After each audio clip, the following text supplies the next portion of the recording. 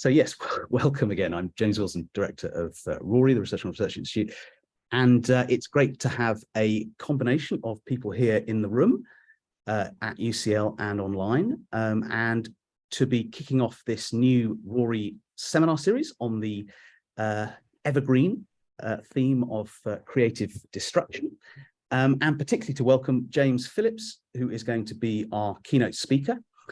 James was, until last year, the science advisor in number 10 Downing Street to Boris Johnson as Prime Minister, and prior to that had a burgeoning, exciting career as a research scientist himself in neuroscience.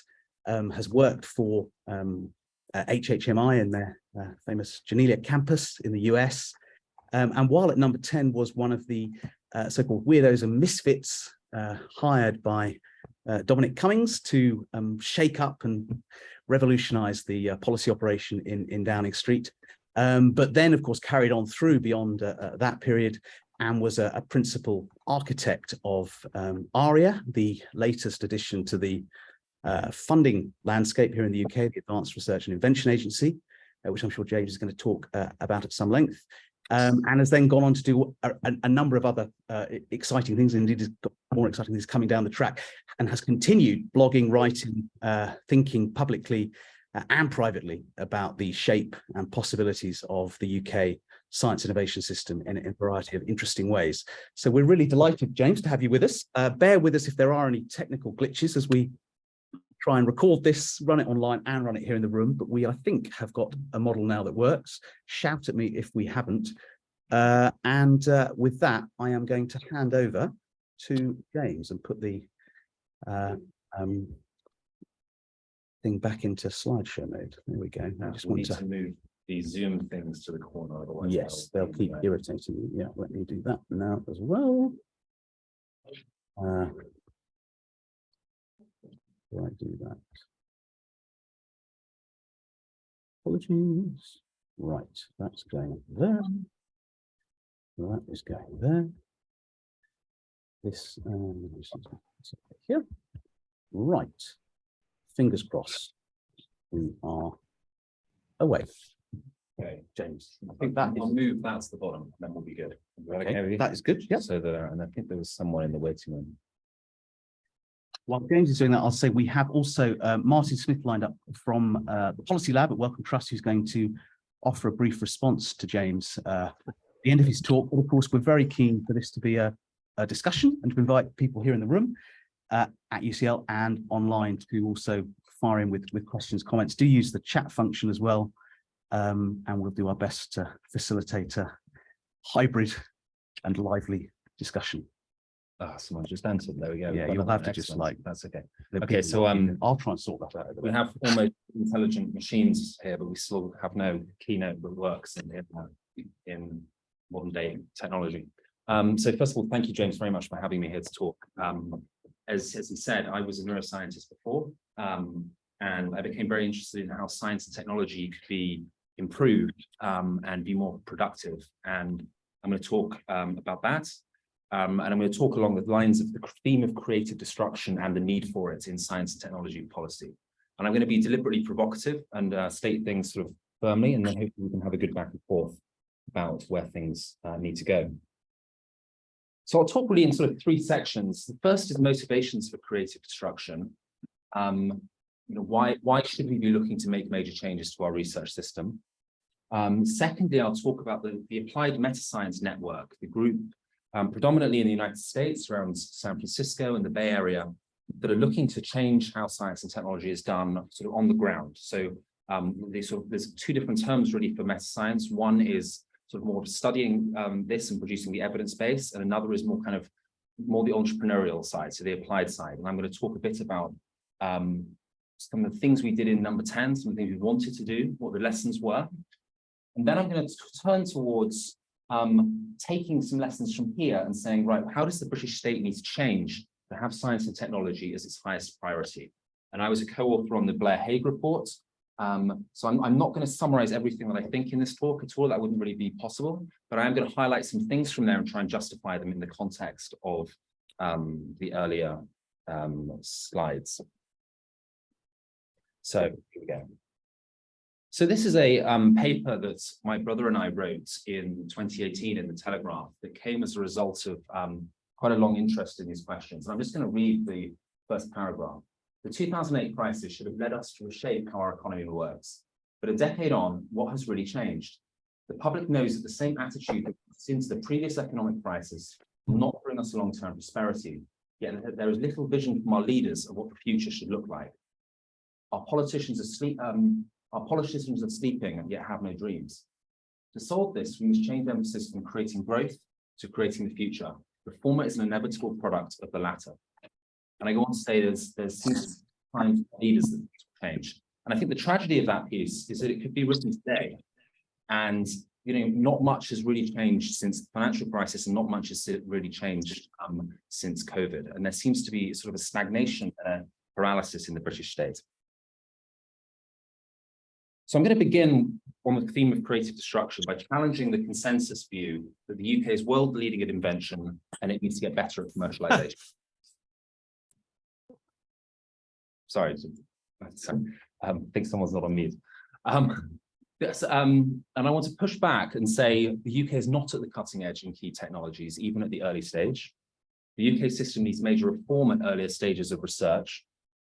The research has become oligarchic, lacking in structural diversity, and is terrible for junior scientists.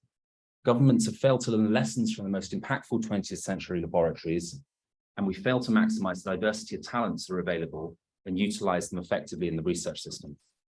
And to do these lessons, you would need to make major changes to how government invests and how it regulates science and technology. So I'm going to talk about this paper that I had with Paul Nightingale. It was covered in the Financial Times and a couple of other outlets. And what we challenged essentially were the key arguments that are used to say we're a science superpower. First of all, they say we're top of the university rankings in many ways. However, those reflect many things alongside research, and they reflect the broad polarity of research. They may, for example, be masking. I'm just going to let somebody in. You've done it? Yeah. Perfect. It may be that there are strong weaknesses in, for example, resource-intensive science and technology. The REF is a self-assessment exercise which is internal. It's primarily the UK marking its own homework, and therefore it's very difficult to make comparisons between countries. Number three, Nobel Prizes. Nobel Prizes are a very, very lagging measure. Okay, so it takes many decades to win a Nobel Prize. The work's done many decades before. And so to say that we're still picking up Nobel Prizes is capturing something from many decades ago, and it might be masking problems that have arisen since. But probably the most widely used data, and this is from the government's own data, is looking at these citation counts for UK papers. And this compares the field-weighted citation impact for the UK, and you can see that we're neck and neck at the top with Italy and Canada. But clearly this by itself is not enough to say that you're a science superpower unless Italy and Canada are as well. So if we then go in and look at the top 1% of papers, the very most the top 1% of cited papers, we see that actually the UK has a disproportionate share of them, at about 13.5%. Now, China and the United States are not on there, but prima facie, this would be very strong evidence that we are a science superpower and that all is well. However, the top 1% of papers is still a very, very large number of papers. It's still many tens of thousands, given that millions of papers are published every year. And when I'd been in the United States, and I traveled around Europe, and Paul as well, I'd got the impression that this was really quite a misleading reflection of the very cutting edge of expensive methods-intensive research, and that the UK was failing to support those kinds of research well enough. So what we did, we basically looked at the top 100 papers over the last decade in each of three fields, highlighted by the integrated review. So we looked at artificial intelligence, we looked at synthetic biology, and we looked at quantum computing, or quantum-related technologies. And this paper is on my blog. I'm not going to go through it in great detail. But what we found is that the UK really rarely gets over half of the commonly cited figure of how much top research that we're putting out. It's often less than a quarter of that. And there's many caveats to using citations to assess research, and it's not something you want to incentivize for. I can go into that in the discussion, but I think you would expect a truly world-leading country to be doing better than about 3 or 4% of the top citations. The UK is roughly equivalent to Germany in our analysis, but it's often outperformed by countries like Switzerland and Singapore. So I'm just going to give a couple of examples, and then we'll move to section 2.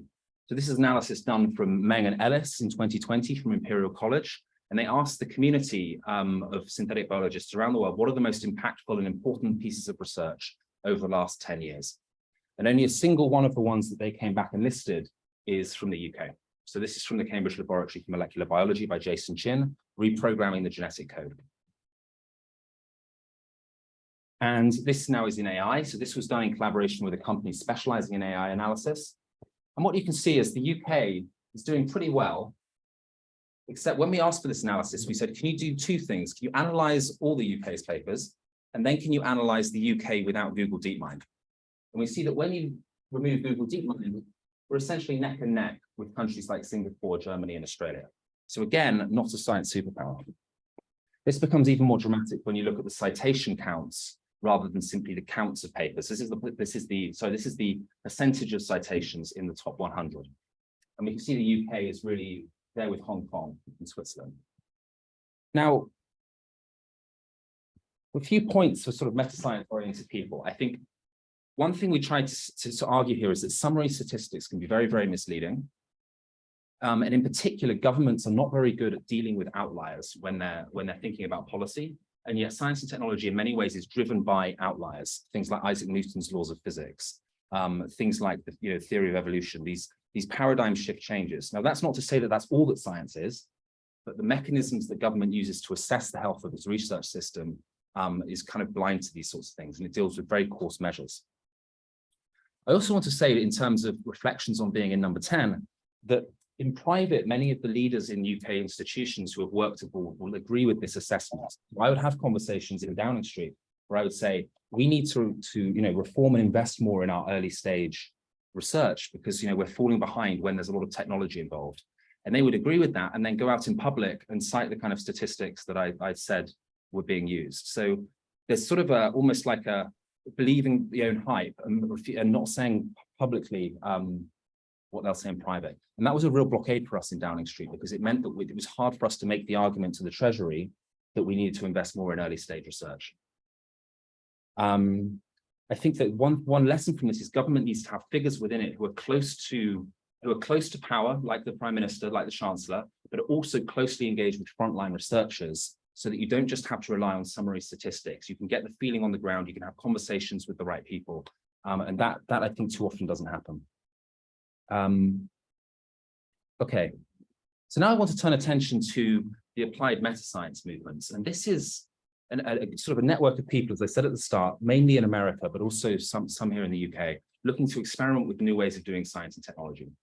And this has gained quite a lot of prominence. For example, here's the Wall Street Journal and Atlantic covering this group and what they're trying to do. And I want to talk a bit about what the motivations are for doing this and what we learned in number 10. Get that one. Okay, so some history. In 1957, Sputnik goes up. And this caused a great shock to the United States. The United States thought that it was a world-leading science power, and here they see the communists beating them into space. And this was a strategic surprise to them. This showed them that they didn't know what the future of science and technology would look like, and they were falling behind. So in response to this, the United States set up a new science agency called the Advanced Research Projects Agency. It's now called DARPA. And its intent was to prevent strategic surprise. That was its mission in the early days. It's since changed. And the way it was set up was very, very different to a conventional funding agency. So to begin with, it was very, very flat. It basically had a director and then a set of program managers underneath. And those program managers could fund things as they liked. They were able to fund research and manage things without layers of committees. It was very junior. Overall, the first 8 ARPA directors averaged just 42 years old. It focused on the illegible rather than the legible. So it went to look for things which were too weird, too out there for central government to understand. And I'll come on to more about what that means in a moment. It had a high tolerance for risk, in contrast to relatively low risk tolerance in places like the National Institutes for Health. And going back to the start, it really empowered individuals to make decisions rather than bureaucracies. And all of these features come together. You can't sort of pick and choose them. The risk tolerance comes from not having lots of process and hierarchy. So now I want to make that real and think about how these different agencies, these different government mindsets would approach this problem. So this is a mainframe computer. This is sort of where you interacted with the computer in the 1950s. You would put in some code, you push it in on a punch card or something, walk away for 2 hours, have your lunch, come back, and you'd get your data out. And my contention is that if what I'm about to tell you hadn't happened, the dominant government approach would be to give more money to people, to groups like IBM, to make bigger and bigger mainframe computers. And what was needed was sort of a reinvention of how this is done. And this is really the classic vision paper, I think, of the 20th century in science and technology. It's not very well known. It's called Man-Computer Symbiosis, and it was published by a very eccentric person called J.C.R. Licklider in 1960. And the vision said, computers are destined to be interactive intellectual amplifiers for everyone in the world, universally networked worldwide. He didn't know what that meant in terms of if he could see it. It was a vision, and it was for other people to go out there and fulfill. But what he saw was that computers would amplify our own intelligence. And eventually, Licklider was hired into the Advanced Research Projects Agency as a program manager. So one of those sort of people who are able to allocate money. And this is what the director said when they hired Licklider. Well, some of the programs I was most proud of course, weren't that important at the time. The command and control program, which ended up with the internet, bringing in Licklider, who was hardly in the establishment as a bureaucrat or a scientist. He was off doing his own thing, very imaginative guy, but sort of off in space a little bit. I was very hesitant in hiring him, but then we ended up with the internet. The most important thing we've ever done, probably, if you look at the internet, and we started it all. So the key thing here is that no one was really asking for the internet. No one was trying to fund the internet. They didn't even realize it was particularly important, but they made a bet on someone's speculative vision, and that came out of it. So now I want to play a video, and I hope that the people online can hear this. So this is Doug Engelbart's PhD thesis work. He was funded by Licklider. So Licklider had his vision, and Engelbart had a vision of it as flying through information space. That was his take on Licklider's vision. And this is his PhD thesis. And the things you're about to see here are the first time this was ever demonstrated in public. Come in, Menlo Park. Okay, there's Don Andrews' hand, Menlo Park. And in a second, we'll see the screen that he's working and the way the tracking spot moves in conjunction with movements of that mouse. So I'm putting in an entity called a statement, and that's full of other entities called words.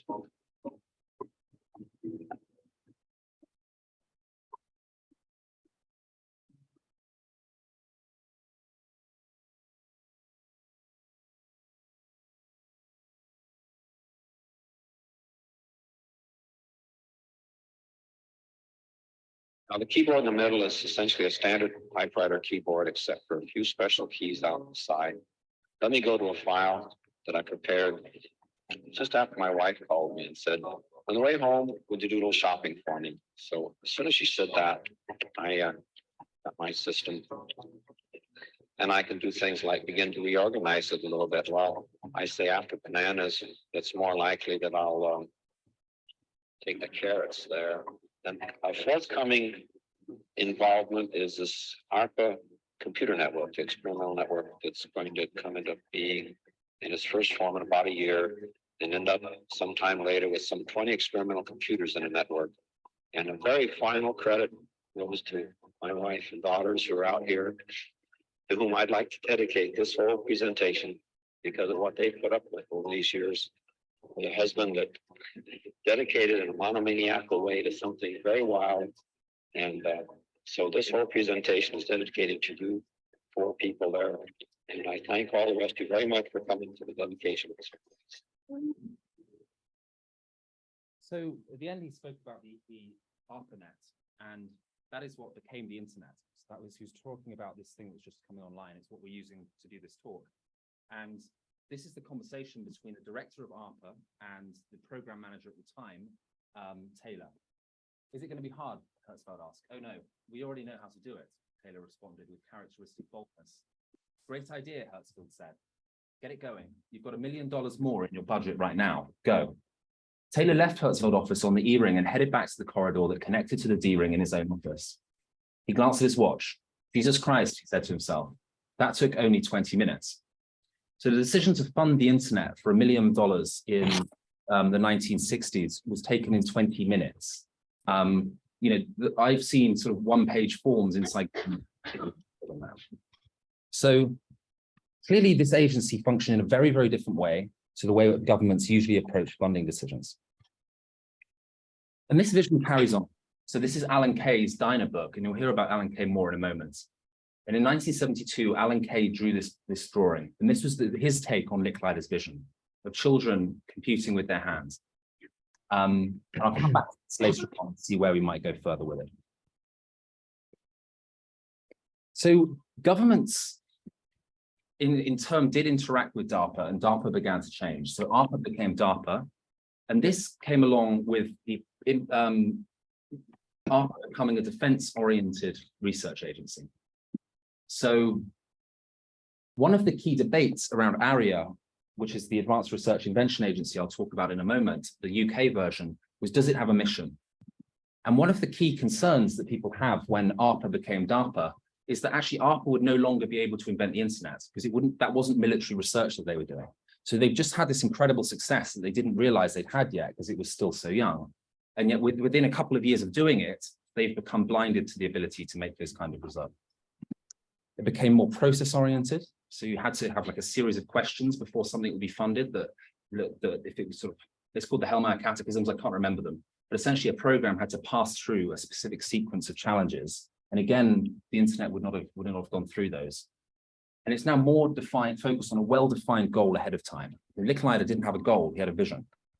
Now, this isn't to say at all that DARPA is not still globally outstanding. It's just somewhat different to the early stages.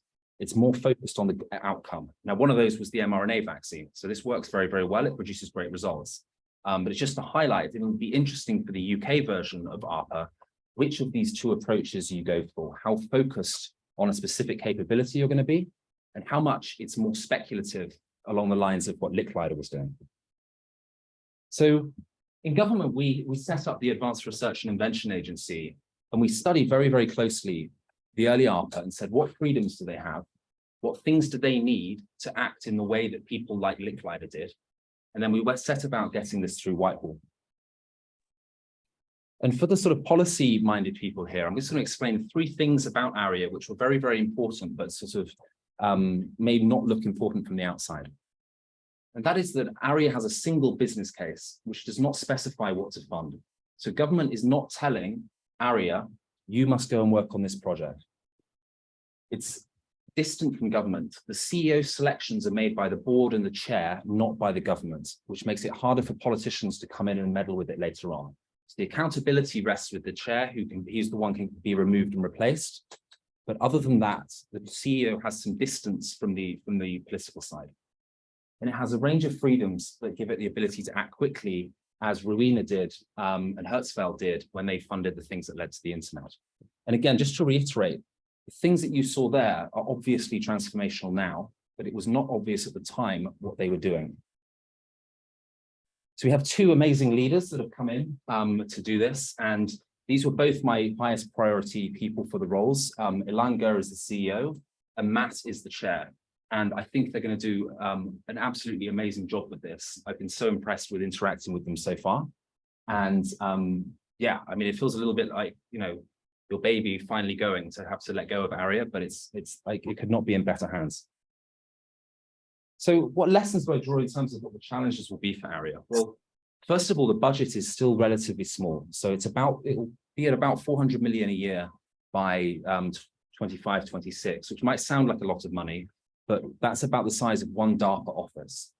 And what that means is it can't really take a lot of bets. It's going to have to make 3 or 4 programs, and that reduces the level of risk that can be taken. If you have more bets you make, you can take more risk because you only need one of them to pay off and then you've won. So that's one challenge.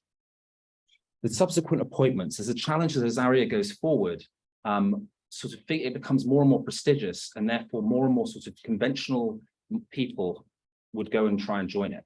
And the important thing about this kind of institute is it needs to be kind of a maverick institute. It needs to be quite strange and unusual. And I think it's important going forward that the appointments to the board, and this has been the case so far, are people who understand and have got experience in unusual environments. So for example, Sarah Hunter worked at Google X, which is an unusual place, right? And obviously subsequent meddling, especially from the troops, but also politicians. It's really important that this is protected from being messed with. I think I'd just miss that one out. Okay, so I'm going to talk probably for about maybe 8 minutes about another side of this that I think will allow us to see some lessons for something that didn't come through and didn't get completed, but is now sort of things like it are picking up pace in the United States. And then I want to use that to consider what Whitehall might need to change, how Whitehall might need to change. Just said that. Okay, so we've looked at ARPA in terms of personal computing. Now, ARPA grew into Xerox PARC. So the children of ARPA went to Xerox PARC, and that's where many of the subsequent inventions were made. But this was happening at the same time as two other absolute transformations in our understanding of the world and our ability to interact with it. One was the MRC laboratories for molecular biology, with the genetic code, mRNA, and many other things being discovered.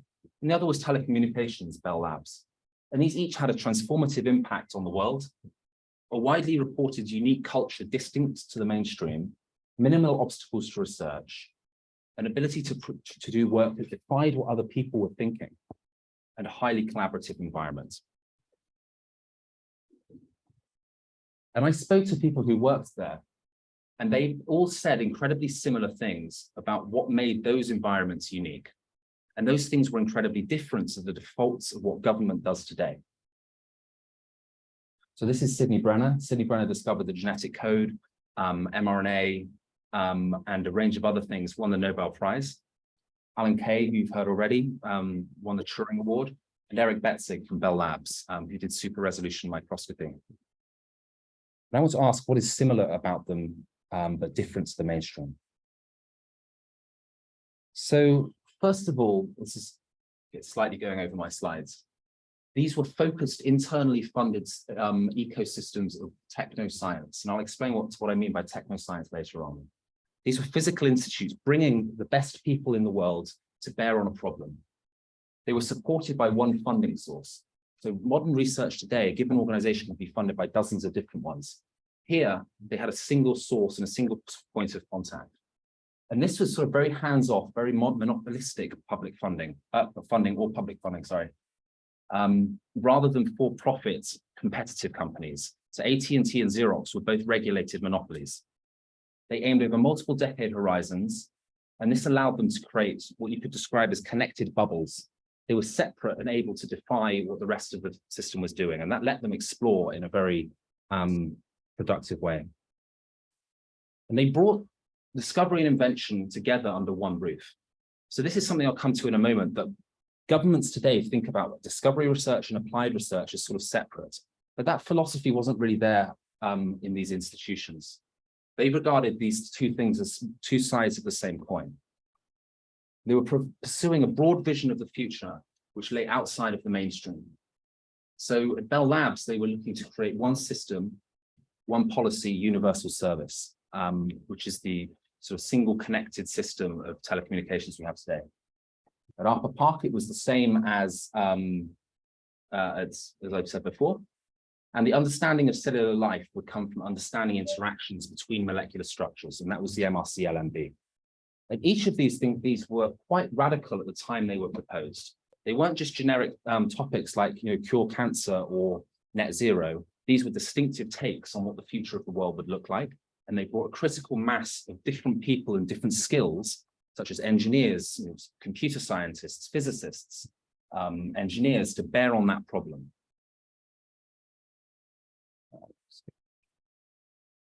And the final point to make about them is that they were not academic institutions, in the sense that you didn't have sort of graduate students and postdocs working for a professor. They looked rather different to that. Instead of a department with many groups funded separately, you had full internal funding and external evaluation of the collective. So you were funded as a team, essentially, and then internally they would decide who should be in the team. And this, again, is very, very different to how we support science and technology today, where funding of teams still hasn't really taken off. And this allowed sort of a local review of researchers based on their contribution to the ecosystem vision. So when they were creating personal computing, they would locally know, well, this person's been really helpful on that, and this person's been really helpful on this. Whereas in the conventional research environment today, it's very difficult for a funder, on the other side of the country to understand what contribution someone has made. So these are fundamentally communities that were supported as a group.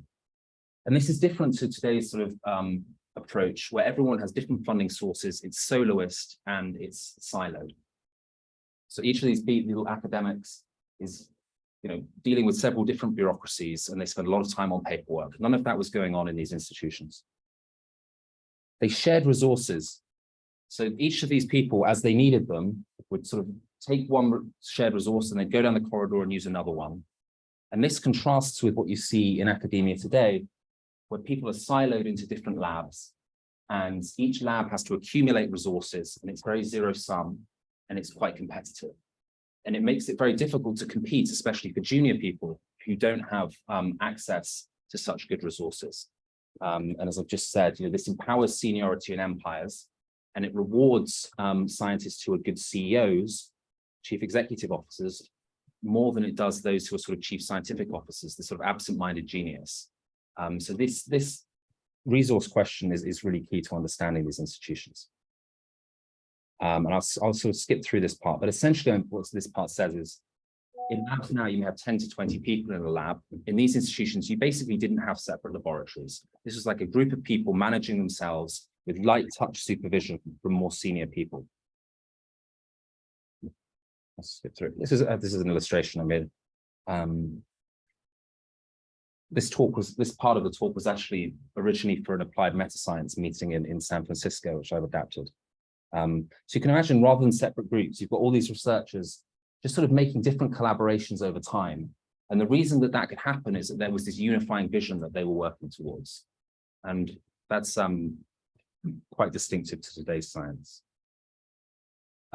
This is a great paper to look at, by the way, that large teams develop and small teams disrupt science and technology. And that really supports this thesis that small groups of students, small groups of researchers can sort of head off into the unknown, whereas these larger groups are there to sort of build and develop those ideas once they're there. And I think that's notable because these organizations had very, very small groups. Let's skip this part. Okay, so to summarize, these kind of institutions had a single source of funding to pursue a techno vision. They brought diverse skills to bear on pursuing cycles of discovery and invention. And they were organized as a community of fellows. So these young people brought together to self-organize and pursue research. So let's compare this with how governments today think about research and how research is generally funded. So in the post-war mainstream policy assumptions, we divide discovery and applied, and they're quite rigidly separated in most cases. In the case of these laboratories, they were vision-based, and it didn't really matter where you sat on that discovery-applied spectrum. In current thinking, discovery is the master of invention, the linear model. You have a discovery and it somehow gets sort of chucked over the fence to the inventors. In these environments, they're really seen as by the two sides of the same coin. The current system is reliant on individual project grants, individual funding. These will focus on the collective evaluation community. Research today is very much organized by teaching disciplines, and it's backward looking. These were organized around a vision. They were forward looking. They were organized about what the future should look like. Current system tends to empower seniority. It's very difficult for junior scientists these days. These institutions empowered entrepreneurship and creative promise. The oldest researcher at Xerox PARC, when they can put creative personal computing, was 30 years old. Current system rewards and incentivizes soloists. These rewards and incentivize teams. And just to close, this system in the modern world, where you have very large groups of postdocs and graduate students doing the work for a single professor, this was sort of culturally forbidden. Like, the role of the senior people were to be servants and managers of the young people, aid their curiosity, and mentor them. So there's a lot of action in the United States now picking up over the last couple of years, and I know quite a few of the people behind this, and there'll be something coming along shortly that looks a lot like an attempt to replicate what I've just described. Now, whilst we didn't get this done in the UK, I think it's where a lot of the direction is going stateside. skip over this. This is a recommendation in the Blair-Hague report. I should also add a call out to Rob Miller and Owen O'Sullivan, who've written a very similar pitch and posted online. Rob Miller runs the Whittle Lab in Cambridge. Owen O'Sullivan is a very brilliant academic who did a lot of work setting up the Irish research community. And they said something similar. Okay. I think I'll skip over this. Actually, I'll just show one video of what the future of what one of those institutions could do today. So you've seen this, you've seen what Alan Kay's Dynabook, where he's sort of having an iPad-like thing in his hands. Well, Brett Victor is seen as the heir to that ARPA Park vision. And they say, if you're going to do something like this, if you set up one of those institutions that I just described today, you should have people doing something like this. And I sort of think this is one of the most amazing things I've seen, so I thought I'd share it. RealTalk is a computing environment, an operating system for working with real people in the real world. So instead of everyone being on laptops, you work with computational stuff that's just out on the table that everyone can gather around and get their hands on while looking each other in the eye. And the way this works is there's a bunch of projectors and cameras up in the ceiling. So anything on the table can be brought to life as a computational thing. You can make programs that run on it, and programs themselves are just things on the table. So this lets you work with computational models in your hands. You can think with your hands, you can spread out, you can take as much space as you need to explore complex concepts and complex data. And one of the main reasons that you want to be working out in the physical world is that's where the people are. So you can gather around a table and have a conversation where there's programs and data on the table. Anybody can reach in and try out different data, change the program, and have a discussion that's grounded in facts and reality. And it's not just the one magic table, it's the walls, it's the floors, the entire building is the computer, and you walk in and you're immersed in this computational space. So this is Dynamic Land, and this is how he envisages reimagining workplaces and laboratories. So this is like a vision of what a laboratory would look like in the 21st century. So here, Sean is typing the name of a protein into a search card, and it's going to bring up the two results from the protein data bank. And I'm going to grab the one that we want using this mock test tube. It's kind of like a game piece in a board game. So I pick up that protein, and now it's just sitting out on the table where we both can see it, we can play with it, we can talk about it. I'm going to use this laser pointer to spin the protein around, take a look at it. And for this particular project, we want to create a protein fusion. We want to splice a small protein into this big one. So I'm looking up the small protein from the database, and I'm going to grab the one that I want and move it into the scene. And everything here is multiplayer by default. So you can see we both can play with these proteins at the same time while talking about them. And now to do the splice, I have a splice program. That piece of paper right there is the program. And you can see it's extending a whisker to the left to point to the spot on the protein where we want to splice in the little one. So now we're going to pick up that product in its own test tube. And now it's out on the table. Okay, so you can see that this vision is sort of like taking Doug Engelbart's demonstration out into the real world. So he's moving beyond the screen. And Alan Kay's view is that once that Xerox PARC and ARPA funding ended, it simply isn't possible to fund research as speculative as this anymore. So this is kind of, in my mind, like the Doug Engelbart video of the mouse, but for the real physical world. So it's like taking that next step. And I think, you know, it would be very impactful if the UK could support this kind of research, which is hard to support. Okay, so now I'm going to talk about a few things, just for say maybe another 5 minutes. I know we started a little bit late, about the Blair-Hague report, and then really open it up to questions. And I'm very happy to answer any questions at all about what we were trying to do, about the studies that were done, the applied metascience things, and what I'm going to say briefly here about the Blair-Hague report. So the first thing to say is that research poses a lot of challenges for government policy. It's challenging for generalists to understand how it's practiced. Research as an endeavor is highly variable. Okay, so how research is done at the National Physical Laboratory may be very, very different to how it's done in the Research on Research Institute, for example.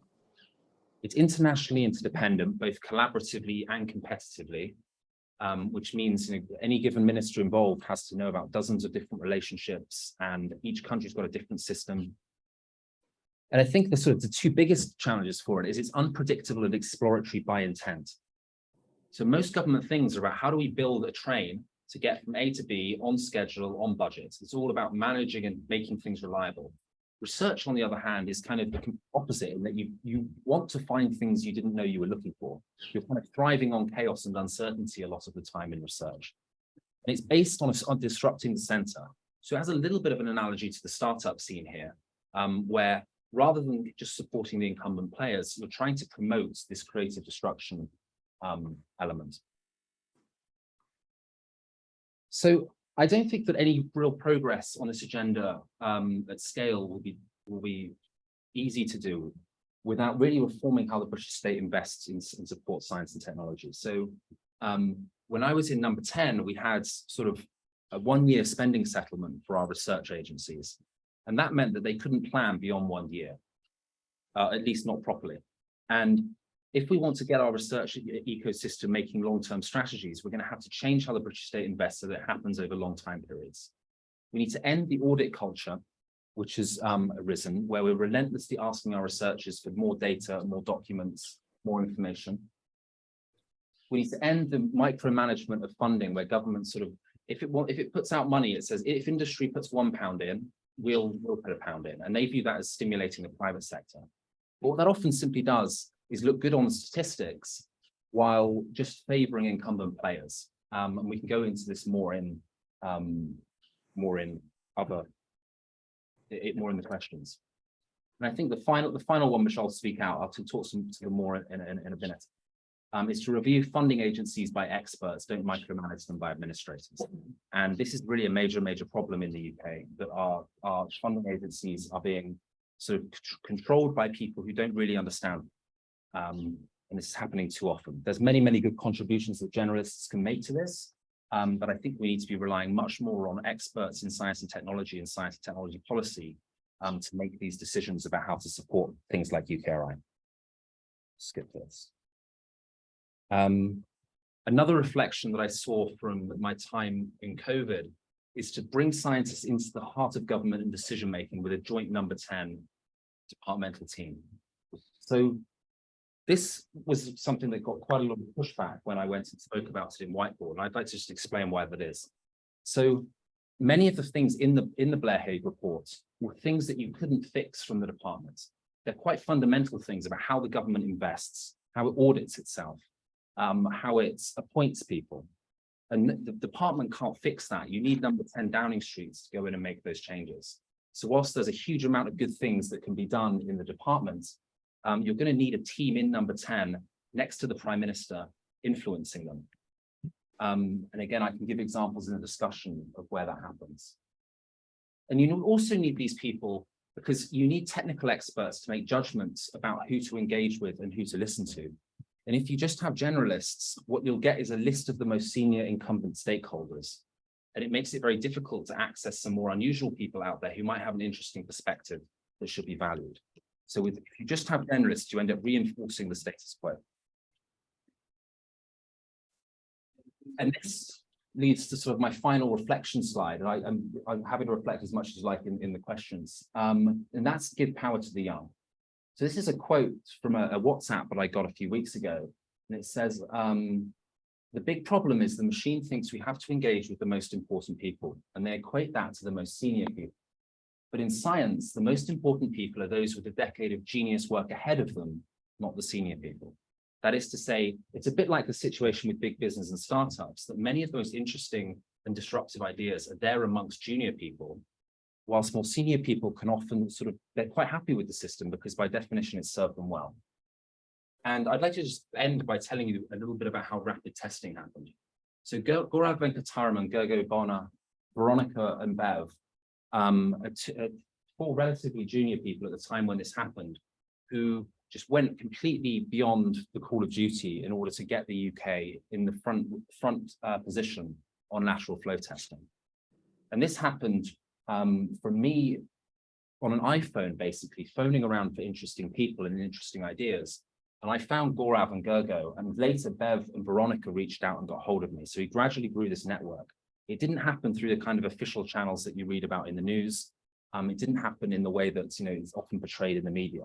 This was from having people in number 10 who could find people like Gaurav and get their advice. And what they did in April 2020 was this paper, and this is a modeling of COVID strategies, COVID exit strategies for testing. So this was at the time when everything was PCR. All the major health institutions were saying, you have to use a gold standard test. And these people in their late 20s published this paper, which is essentially unknown now. We find that the number of daily tests carried out is much more important than their sensitivity for the success of a case isolation-based strategy. So what they're basically saying in that sentence is, if I want to catch COVID, if I've got one perfect test in the country and I just give it to one person, the most people you're going to catch is one person. But if I could test everyone in the country every day with a 50% sensitive test, I may pick up hundreds of thousands of cases. So the sensitivity of your test is closely related, can only really be assessed in terms of how many you're giving out. Because everyone you're not testing is sort of, it could be a false negative. And one of the things I drew from this is these people who did this are completely unknown. They didn't get honors, they didn't get recognition. And I think that it's really similar to the way in which science and technology operates today, where so many young people are doing amazing research, and yet they're not getting the recognition or the empowerment that they need. And what this is not just sort of an ethical thing. I think it really matters, because when the next crisis comes, we're not going to know who to pick up the phone to, who actually knows how to deal with these kind of situations. And often it's the people who didn't support this and who tried to block this who ended up getting the promotions and the recognition. So I think if people, you know, I'm happy to ask more questions about how this happened, but in April 2020, number 10 realized that we could use rapid tests in the way that Slovakia did. And yet Slovakia, we got a phone call from them in October 2020, and they said, oh, we've been hearing you want to do lots of testing. We're going to test everyone in the country for COVID 2 weeks, 1 week apart, so one weekend then the next, and we're going to see if it's equivalent to lockdown. And there was a paper published in Science shortly after this, after that test, showing that it indeed was equivalent to lockdown, just as Gaurav and Gergo had predicted. So I think it's revealing that the British state had all this information, had a huge head start, it even had enough tests to do it, but it could never muster the state capacity to do it, whereas Slovakia could. And I think that's one of the great tragedies of the COVID pandemic, is these tests could have been used much more widely, much more soon. Of course, in the Omicron period, everyone was able to post and get these things. I think that should have happened a lot sooner. Okay, so I've been speaking for about 45 minutes, which is what James said to me to do. I can't really go through everyone to thank them, because I've covered quite a bunch of different things. I especially want to pay tribute to the sort of fellow number 10 and Treasury people in the science team, especially Zach Lawton, who was an official, is a special advisor of an official as a partner. And Zach was just the most absolutely amazing help to the agenda. ARIA would never have survived without Zach. The R&D budgets would have been cut down probably without the efforts that were made at certain points. And this was just like the most amazing team to work with.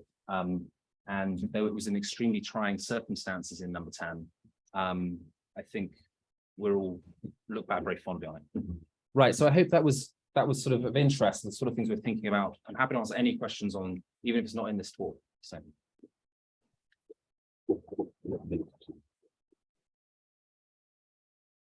So thank you, James. That was really, really interesting and very rich. And thank you for just the spirit really in which you've engaged in this opportunity to reflect publicly on some of this. I'm going to try and now stop the screen share. How do I do that? There we go. We've got time now for discussion.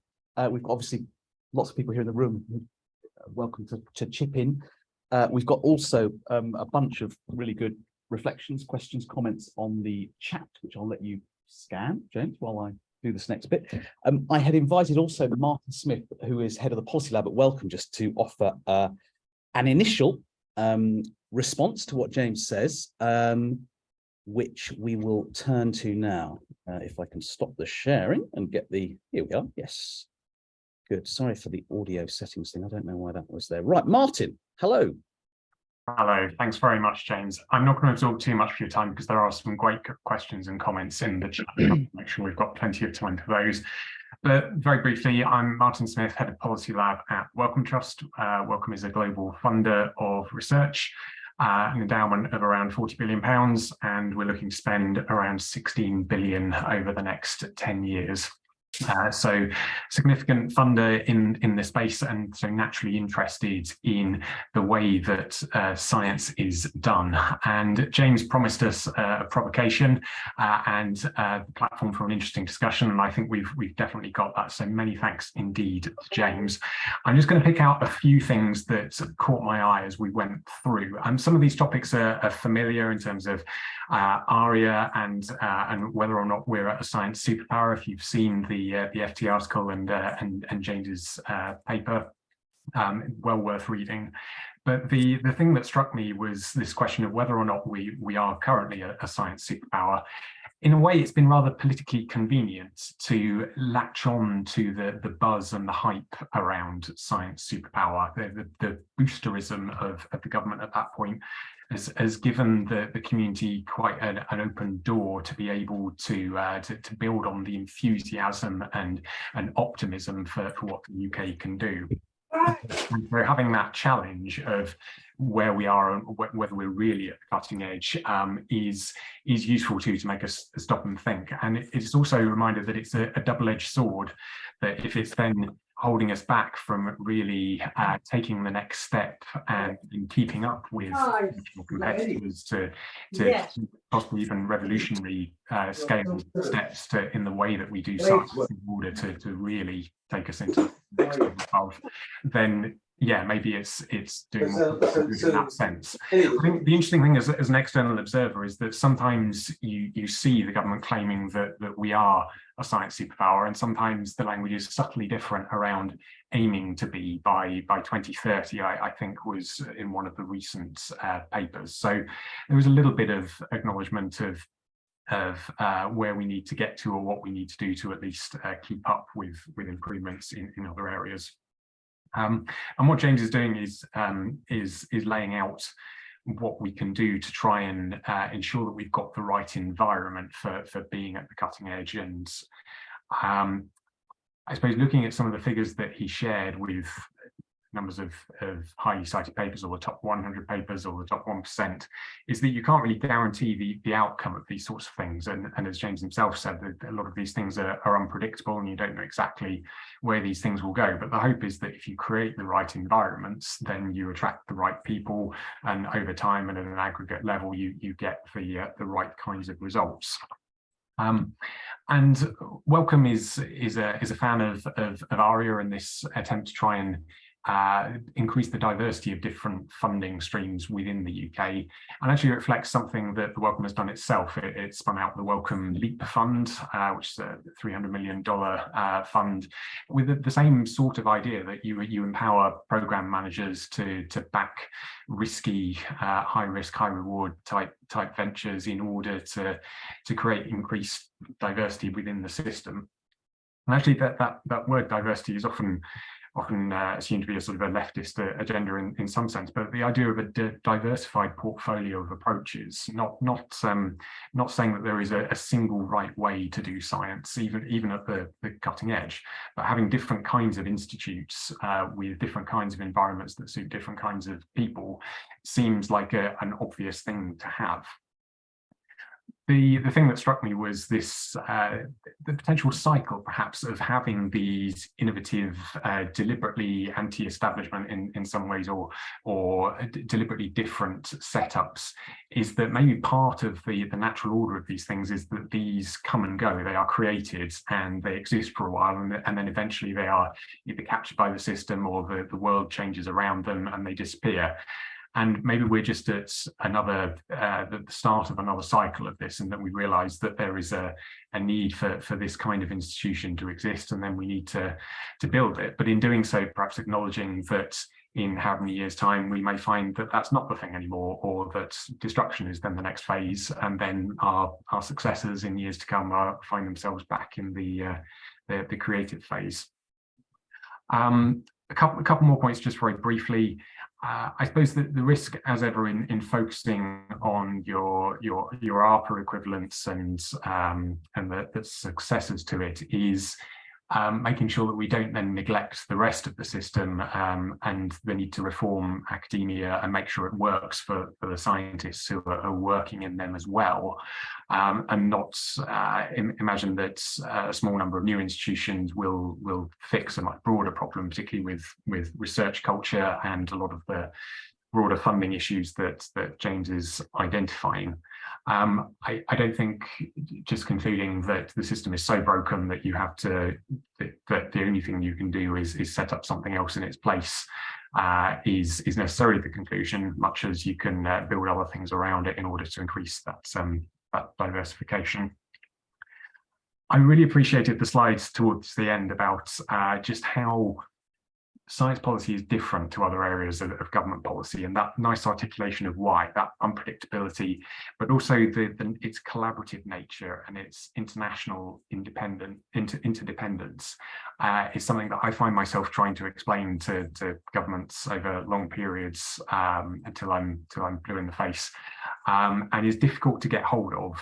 And this tension between trying to be the best in some sense, in a competitive sense, but also acknowledging that actually science is a collaborative endeavor is a fundamental tension that policymakers struggle to get their heads around. And that leads me on to my final point, actually, is I think there's been an evolution over the last five or so years when it comes to the science superpower agenda, and that initially the flavour seemed to be that the purpose of this was to be the best. The sole purpose was to win some sort of ranking system of top science nations and to try and come out as close to the top as possible, just for the sake of being the best. And unfortunately, that seems to have evolved a little bit more recently. I think in some good ways, in that trying to think a little bit about what the true purpose of doing that will be and what you can do by being a science superpower, not just home to brilliance, but what that means for the people who live in that country, what that means for humanity as a whole in terms of tackling global challenges. And that language is now in the current government's way of describing science. This is how George Freeman in particular frames talking about science superpower, is taking on big things like climate change and how to feed billions of mouths and infectious diseases, the sorts of challenges that James was tackling head on in person. And that's why I really like the paper that was referred to briefly from the Blair and Hague, and the title of that about national purpose, and seeing the purpose of trying to get us better at science, to try to increase the diversity of different approaches in funding and institutions, is not just an end in itself, but is a way of doing big things. And the more we can make it part of our national purpose and understand science in that context, the more you can then align the whole of Whitehall around that when it comes to international relations, science diplomacy, visas as well, and then hopefully maybe even one day the Treasury approach to how it thinks about and how it funds science, in order to very much that longer term funding settlement. I think probably everyone in this room, virtually and in person, would agree is a key part of that. So those are my comments. I'm going to stop there because there's plenty more that people will want to say. But again, thank you, James, for the provocation. Looking forward to the discussion. Thank you very much, Martin. That's great. Lots again there to ponder on. I'll just invite James maybe just briefly to pick up, one or two of Martin's points, but let's again get some questions. We've got lots of people here. We've got lots of good stuff on the chat, so I'm keen to scoop as much of that in to the discussion. Those who've put questions on the chat, feel free to turn your video on and sort of do your question live, as it were, if you feel that way inclined. But I'll just pick a few out from the thing. But yeah, so just a quick response. So I think some the sort of room. The question of the neglect of the rest of the system. So actually, James and I were talking at lunch, and he asked you, do you regret putting so much political capital into ARIA and not enough into fixing the rest of it? And we did try a huge amount to try and fix those issues. The difficulty was that love him or hate him, after Dominic Cummings left, the idea that we were going to be able to produce deep reform of the way in which government invests, how much it pays researchers, all of those things would be very, very difficult for us to achieve. And we did try. For example, we tried to have conditions on fellowships for young researchers if they have children, that they get extra support, because it's very, very difficult for them at the moment. But it's very difficult to drive that through Whitehall. Yeah, you just stand here. Yeah, you'll be sure. on video. As for the sort of points about aiming to be a science superpower or are a science superpower, just if I had £1 for every time I went in and edited a document to add aiming to be a science superpower, I would be very rich, because I kept adding that back in because I was making the argument that I made at the start that we need to up our ambition. And on this point that these sorts of institutes, I think it's spot on that they should be sort of temporary. They should grow out of the universities. And as they close down, the people from them go back to the universities. And that's what happened in these institutions. These were sort of partners to them. They weren't competitors. They were adding a different kind of capability. And yeah, just to close, I mean, I would say the Blair-Hague report contains a lot of other things. I tried to talk about some of the sort of more optimistic elements of what we could achieve. I thought if I spoke forever about all the ways these things got blocks in Whitehall, I thought people might despair and emigrate to realize how dysfunctional Whitehall can be. But yeah, if you read the Blair-Hague report, there's a lot of things in there about, supporting postdocs more, junior scientists more, etc. Brilliant. Thank you, James. Thank you again, Martin, for some really thoughtful responses. Let's take a few from the room. If anyone has questions, comments here, you've got several, and we'll try and, as ever, gravitate between the online and the